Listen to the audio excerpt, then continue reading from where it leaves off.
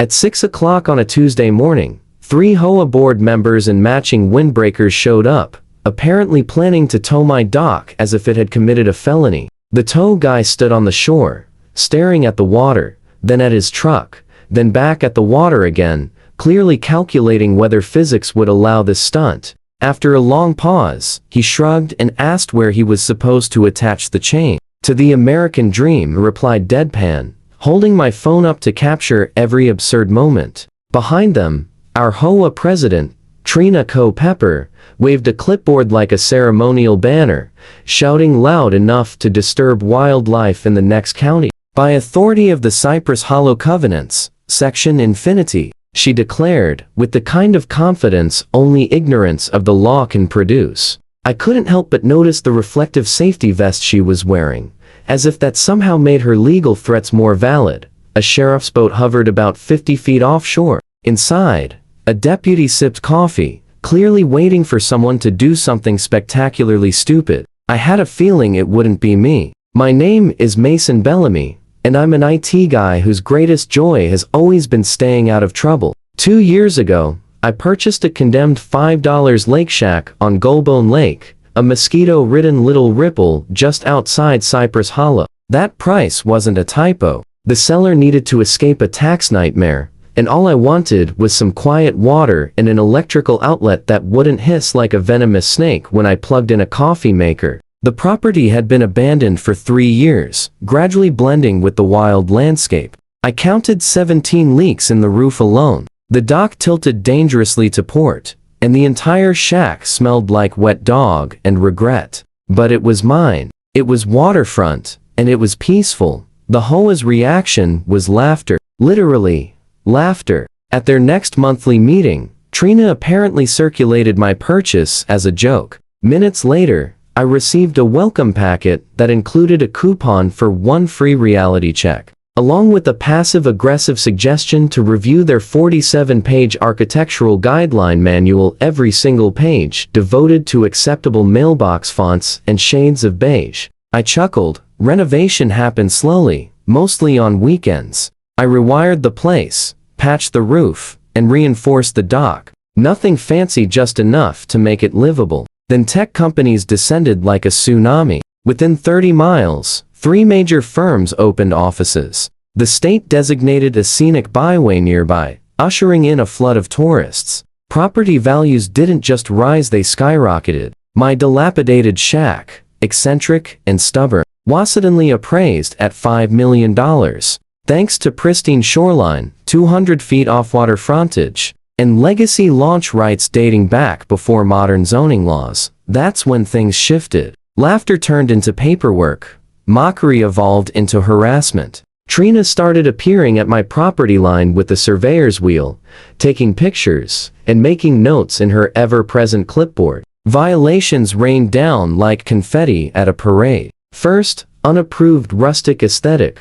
My cedar siding, naturally weathered and picturesque, apparently violated some imaginary standard. She even included a paint chip of approved beige number 7. Then came the "Dock to Joyful" citation typed on official HOA letterhead, no less. My dock floated quietly, unobtrusive, except in Trina's world.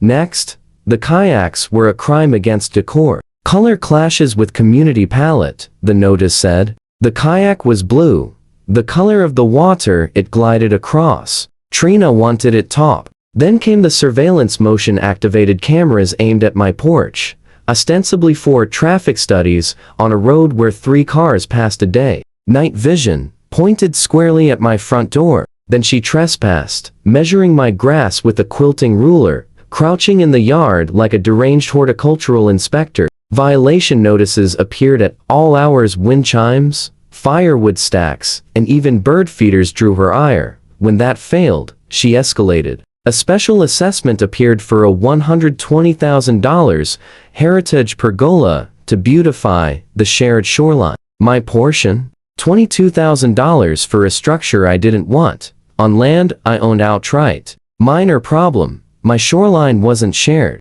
My property predated the HOA by 40 years, officially grandfathered when the HOA formed in 1983. My deed showed I owned to the high water mark. I told Trina politely though with rising blood pressure that her covenants ended at my property line. She smiled, icy and unyielding, and said, "We'll see about that."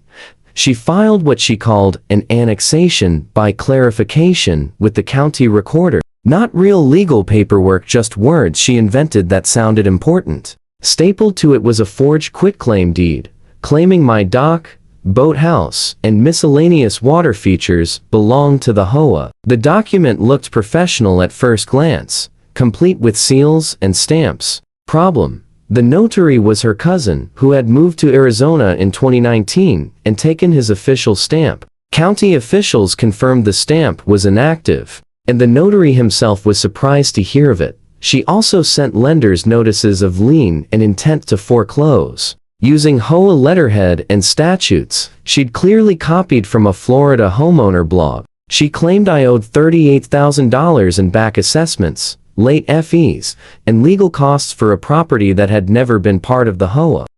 My mortgage company called me in a panic. My insurance agent called, asking questions. Then, at 2:00 a.m., she cut the power to my shack with a bolt cutter, claiming it was for an emergency inspection, though later in writing she admitted it was punishment for not complying with her bogus assessments. That was the moment she crossed the line from annoying to outright criminal. The sheriff showed up to investigate the power line tampering and filed a vandalism report. The state attorney general's real estate fraud unit did the same after I sent them copies of her forged documents. Trina even emailed me a ransom-style settlement demand from her personal Gmail account, writing that I could make everything disappear for just $50,000.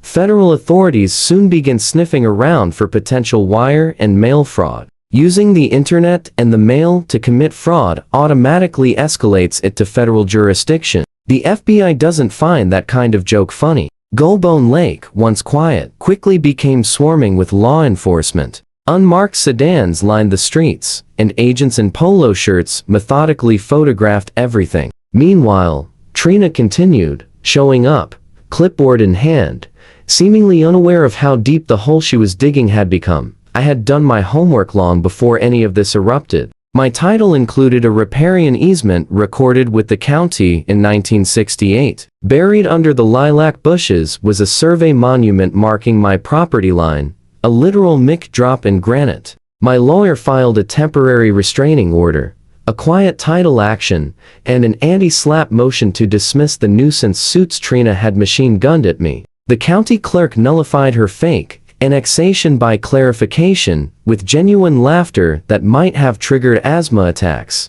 Deputies returned the power tools Trina had confiscated, and the Attorney General froze the HOA's operating account pending a full investigation. Even the tow company sent an apology basket filled with artisanal bungee cords and a handwritten note. The emergency hearing. Trina arrived in a blazer colored like righteous fury, armed with 3 full binders, color-coded tabs, a laser pointer. She clicked nervously, and a PowerPoint titled The Greater Good. Slide 1 was a neighborhood map with my property highlighted in red like a malignant tumor. Slide 2 was my Zillow estimate, blown up like a wanted poster. $5 million circled repeatedly in red marker. She argued that my property value was inflating taxes for everyone else and that the HOA had a duty to acquire my land for the community benefit, mangling the concept of eminent domain at least 4 times. My attorney sat quietly, jotting notes and occasionally glancing at me with the faintest hint of a smile. When Trina finally exhausted 20 minutes of circular logic and appeals to community harmony, my lawyer calmly plugged in a jump drive labeled receipts. The evidence was undeniable, time-stamped. Ring footage of Trina trespassing on my property at least a dozen times. Sometimes at night, once with a flashlight, once with spray paint. She used to mismark my property line. Side-by-side comparisons of notary signatures clearly showed forgery. Bank records revealed the HOA account funding her personal legal fees. Screenshots from the HOA chat included messages like, "If we own the dock, we own the man," followed by laughing emojis. "Mason doesn't know we can just take it. Precedent doesn't matter if we act fast." And my lawyer cousin says possession is 9/10 and nobody checks county records anyway.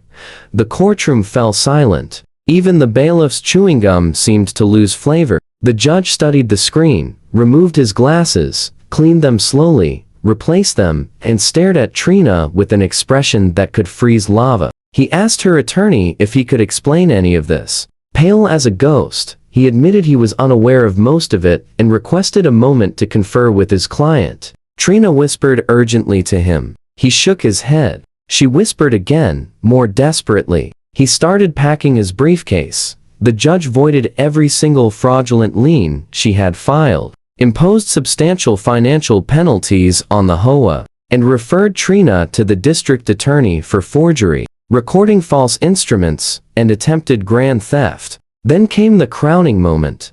The judge appointed a receiver to run the HOA, mandated refunds of all bogus assessments to homeowners, and awarded me attorney fees, treble damages, and the legal right to host an annual dock party. I decided to call it Section Infinity. Trina's face cycled from red to white to a shade of gray, and never seen on a living person. Trina was sentenced to 400 hours of community service scraping zebra mussels off public piers, wearing a neon yellow vest labeled, "Ask Me About Deeds" in bold black letters. The judge required her to come out the work on weekends for maximum public visibility. She was fined $15,000 immediately, with an additional $23,000 in restitution to defrauded homeowners. A permanent restraining order barred her from coming within 500 feet of my property. She was permanently removed from the HOA board and prohibited from serving on any HOA board in the state for 10 years.